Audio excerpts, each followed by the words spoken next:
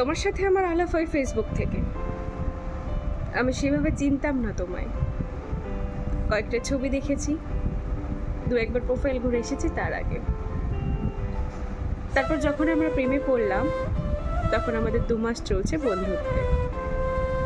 যদি বোঝাতেই হয়, গোটা 5 প্রোফাইল পিকচার, গোটা 10-12 কভার আর প্রায় 100 খানিক পোস্ট। এই ছিল আমাদের সম্পর্কের টাইমলাইন। তুমি ছেড়ে গেছো যে কদিন হলো, তারও একটা টাইমলাইন আছে। গোটা 3 প্রোফাইল পিকচার, গোটা 6 কভার, ধরে নাও গোটা 50 পোস্ট। কি অদ্ভুত ভালোবাসা ছিল আমাদের। ছেড়ে যাওয়া, থেকে যাওয়ার টাইমলাইন সব কিরকম পাল্টে যায়। তারপর যেদিন আমি তোমার ব্লক লিস্টে যাই,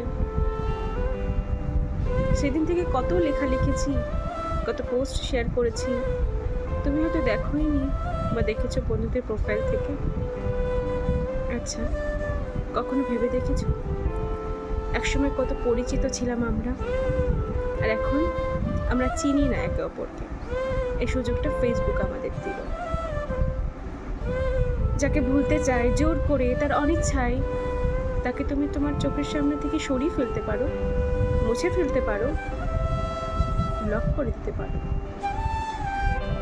তারপর আরো কত পোস্ট করতে থাকি আমরা। টাইমের সাথে সাথে টাইম লাইন পাল্টে যায়। কিন্তু ভেবে দেখেছো, একসময় তুমি যাকে চাইলে নির্দ্বিধায়, তাকে এমন পর্যায়ে ফেলে দিলে আর কথা হবে না, আর কখনো কথা হবে না। পার করার পর যখন মনে পড়বে, পারবে খুঁজতে, পারবে আনব্লক করতে। যখন লগ ইন বা লগ আউট করার ক্ষমতা, সামর্থ্য আর থাকবে না, একটা বয়স মনে করার পর মনে থাকবে আনব্লক করার কথা। শুধু এইটুকু বলার ছিল তোমার, ফেসবুক তো থাকবে চিরকাল। সময়ের সাথে সাথে আরও যুবক হবে আমরা, কিন্তু এই পৃথিবীতে আরও পুরনো হতে থাকবো। তখন চাইলেও ব্লক লিস্ট থেকে আর ফ্রেন্ড লিস্টে যেতে পারবো। জীবন এরকম, ছেড়ে যাও যদি তুমি চাও, থেকে যাও যদি তুমি চাও, ভুলে যাও যদি তুমি চাও। মনে যদি থাকে, মনে থাকবে। জোর করলে মুছে দিলে ফিরিয়ে আনা যায় না। একদিন সবাই পাসওয়ার্ড ভুলে যায়, তা জীবনের হোক বা ফেসবুকের। তখন কিন্তু চাইলেও আর ফিরিয়ে আনা যায় না।